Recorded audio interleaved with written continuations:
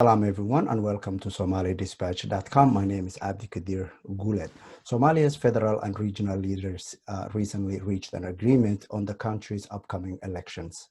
Following the agreement, Somalia's President Mohamed Abdullahi Farmajo appointed a new Prime Minister, Mohamed Hussein Roble. To discuss these and other issues, we have contacted Professor Afyare A Elmi in Qatar. He is a professor at the University of Qatar. So, Professor, welcome again to Somali Dispatch. If you could start us off with giving your assessment of how the Mogadishu conference played out and what stood out for you in terms of leaders achieving what they set out to do in Mogadishu.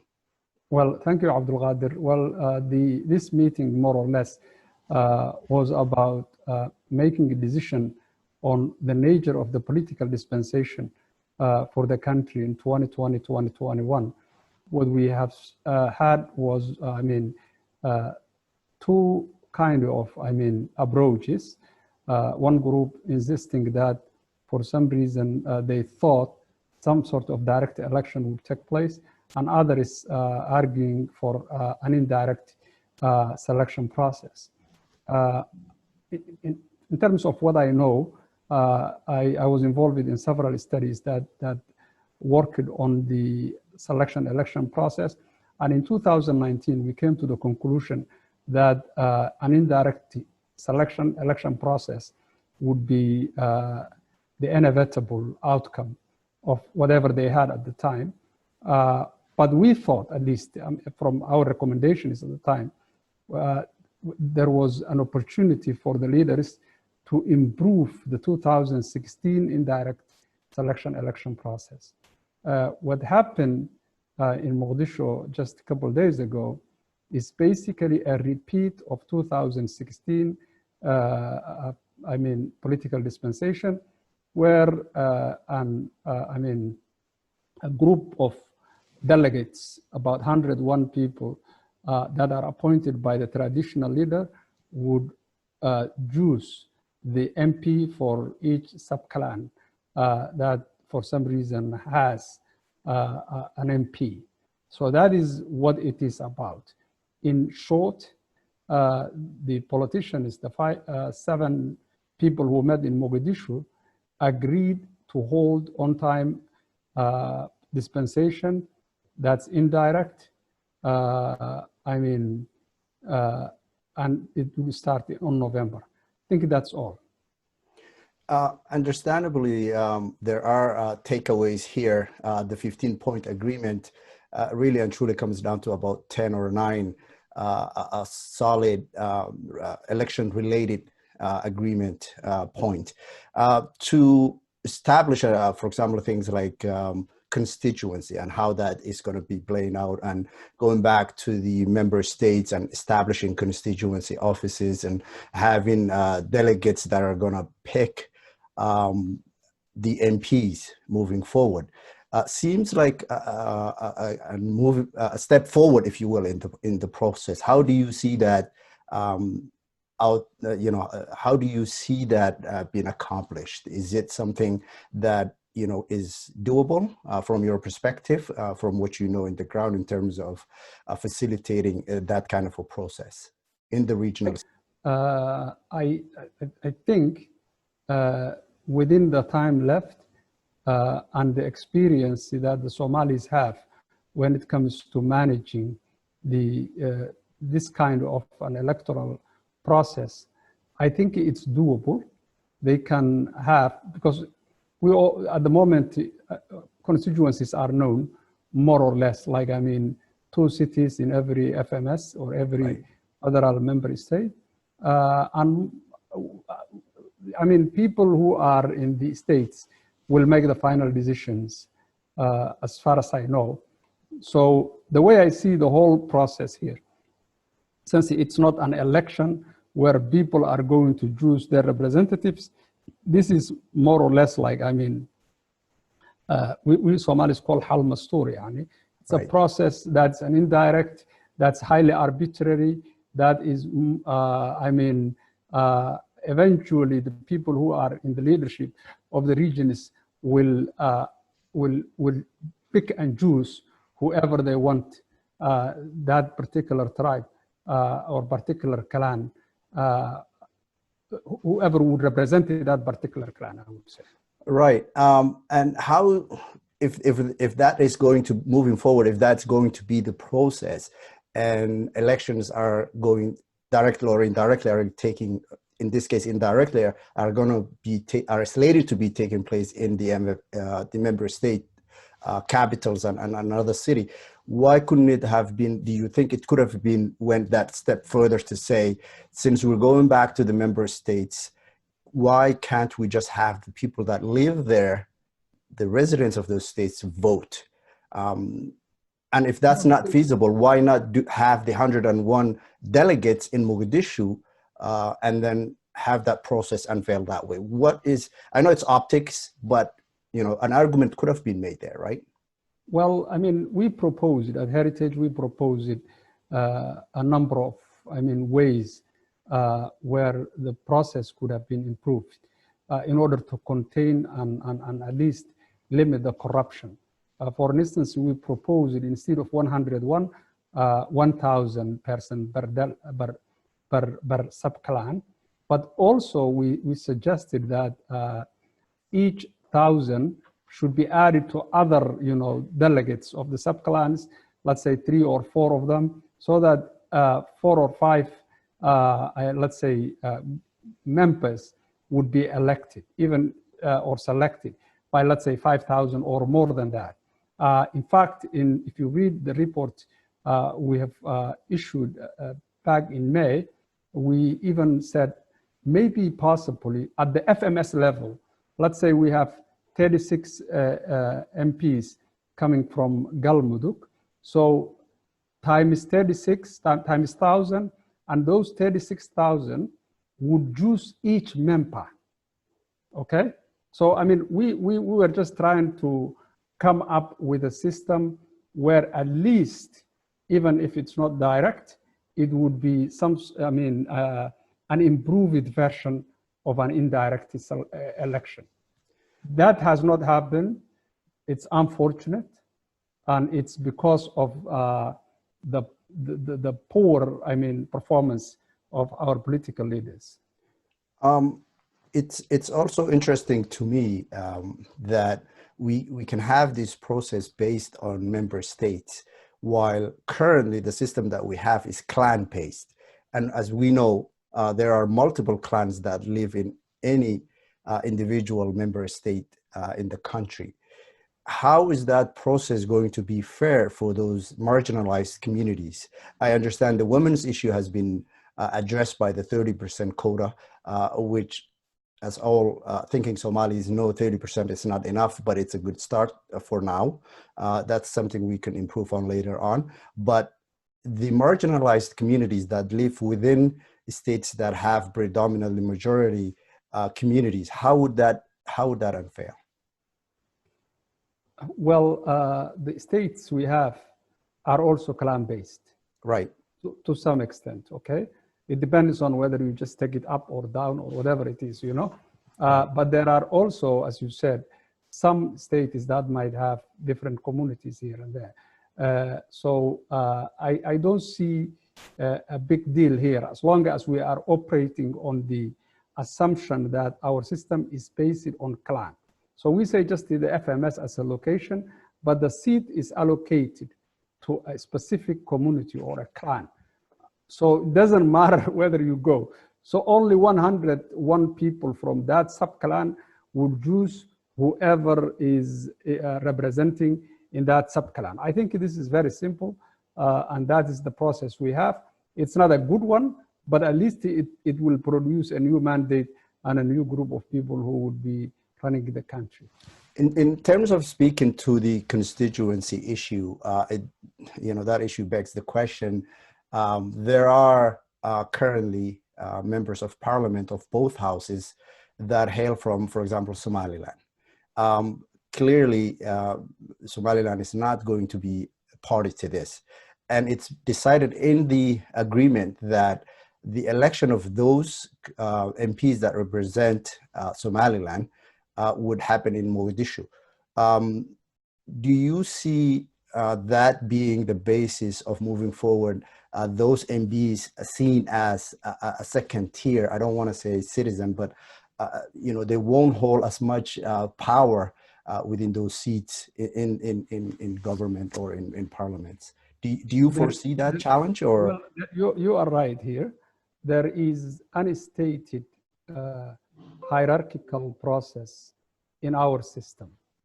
So yes, we have 4.5 system, and that 4.5 system, each one, of the four is 61, MPs or 61 seats. Yet when you see the real political power, it shifts, or it actually rotates between two communities. This is what some professors call duopoly. Ahmed Samatar usually calls it duopoly. So yes, it's not only, Somaliland, but yes, there are other communities as well that are, for some reason, not, at least from this communal level, we're not getting, the big positions or the big prizes, if you will. So that's one thing. The other thing here is the question of Somaliland, which is saying that, okay, we left, we are not going to be part of this, union that we were once part of. If that is what we have, and if the government in Mogadishu is claiming that they represent the whole country, what they opted, and it's not just in Mogadishu right now, it was Arta one time, Kenya another time, and so on. People opted that, we are going to, do the selection somewhere else where it is practical. I think eventually this might change because the whole, Somalia process is a state building project, and this Horn of Africa is changing at the moment. So I think in the near future something might change in a big way. But what I see at the moment is that this is an arrangement that came out of the situation. It's not the best arrangement. I don't like, when you're just telling somebody that who is actually chosen somewhere else will represent you here. This is not, it doesn't make sense. But that's the reality of the Somali politics today. Okay, so one of the other items agreed upon at the Mogadishu conference, if you will, had to do with security in the country and holding a safe and secure elections in the country in 2020 and 2021. Do you, given the challenges the country has with security, are you confident, in your opinion, or given the facts on the ground, based on the facts on the ground, do you foresee that happening? Do you foresee the regional state, security apparatuses with the feds, they can secure the polls, for example, and its staff? Well, here it's not a system where every citizen is voting. We're talking about a very selected group of people who are coming together as delegates. At times, it's not even bigger than the conferences they organize. In one conference in Mogadishu, there were over 3,000-4,000 people. So in Garo, it's same. So when you have that many people who are already coming, and they know how to handle these security issues. And many cities in the country are okay and safe. And there are also AMISOM and Somali soldiers and this and that. And the event is just taking place in maybe a few days in every place. So I think this is doable, but still there is a possibility that some incidents, violent incidents might take place here and there. But it's not something that will definitely stop the process. Somalia needs a new mandate and a new era for the next 4 years, and it has to happen. Right, and as we all know, this process of agreeing on a formula, on an election formula, happened in the absence of a nominated prime minister. A day or so later, and a new prime minister was appointed by the president. Do you foresee what challenges do you foresee him having to deal with issues that he wasn't like implementing an agreement that he wasn't part of? Is there challenges that are facing this prime minister given the 4 months left of his term? Well, it is unfortunate that's the time left. The prime minister is a single issue prime minister, and that issue is administering the transition for the next 4 to 5 months. It's an important, issue.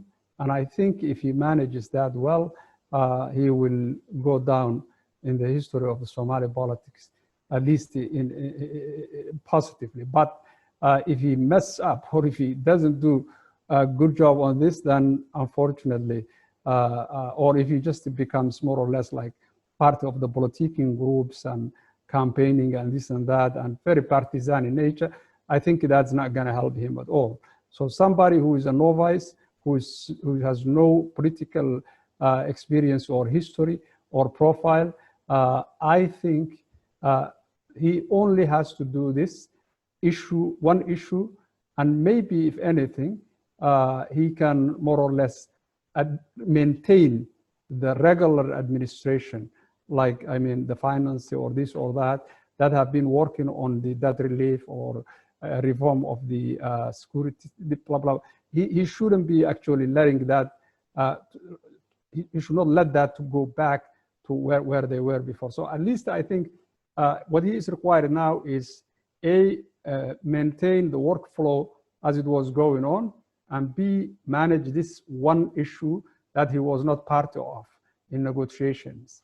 I think, and what's interesting here is that even to do that, he cannot bring his own team.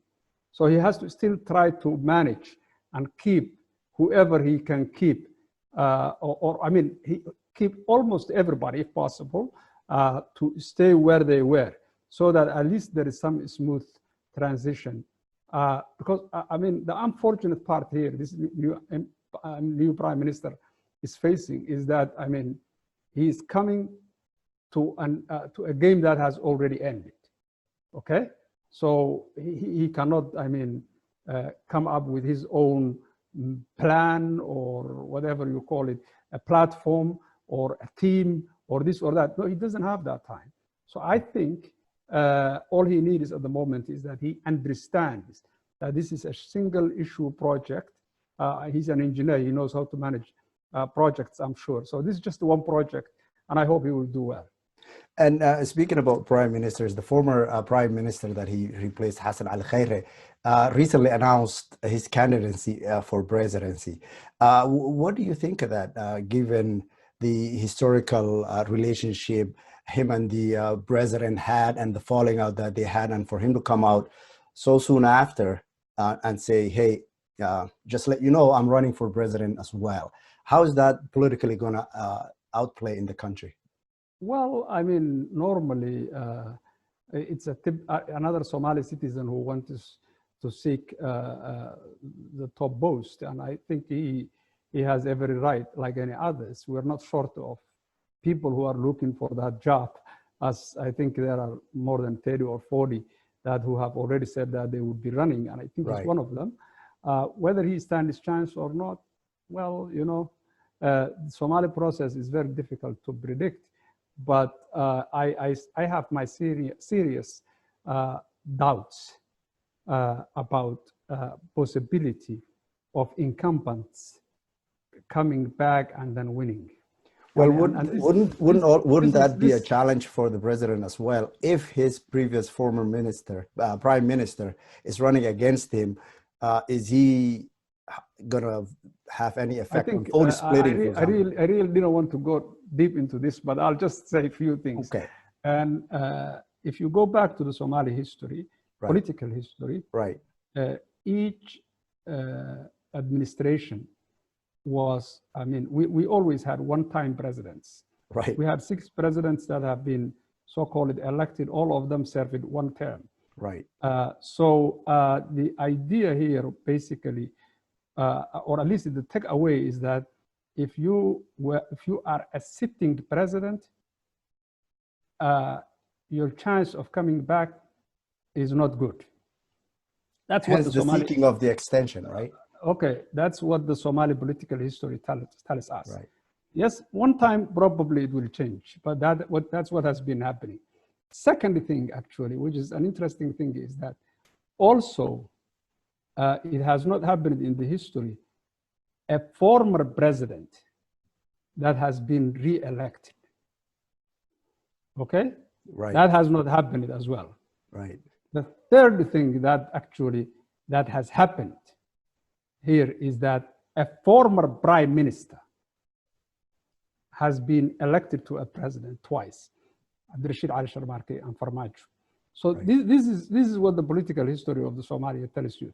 Right. Whether, I mean, for me, what I think, by the way, I have written a paper on this issue, and my conclusion here is that in Somalia, incumbency is not helpful, okay? Whereas in other parts of the world, incumbency helps. And if you have been in the office, you have an edge to come back. That is not the case. Somalia normally likes the accidental presidents or accidental accession to power. And that's, the last prime minister is just one example, okay? Nobody knew him and he's just jumping in. And that's exactly, Farmajo, it happened. If you go back all the history, with the exception of the, 1950s, 1960s, things were like more or less accidental in one way or another, okay? So if you put it, or if I just take the question the way you ask, incumbency is not helping both Khaire and Farmajo. Okay, so in conclusion, there's a notable agreement in Mogadishu's conference, which spoke to the role of media in the upcoming elections and somewhat a guarantee of their involvement and that they should be free to cover the elections. What do you think that means for Somali media in general and for in the country's elections transparency, if you will? Well, I hope they honor that. I really hope. The government was not a media-friendly government for some time. And I think this is largely a pressure coming from donors that is demanding that certain minimum rules are observed. So I'm hoping, I'm praying that they will honor and they will follow through and implement that. I still think they might not do it. Okay. Again, thank you for joining us. As always, it's amazing to talk to you. Your in-depth political analysis is renowned among Somalis and others. I also would like to thank all our viewers for joining us. And in the near future, I hope we can further discuss some of these issues and others in terms of as they come up. So again, thank you, Professor.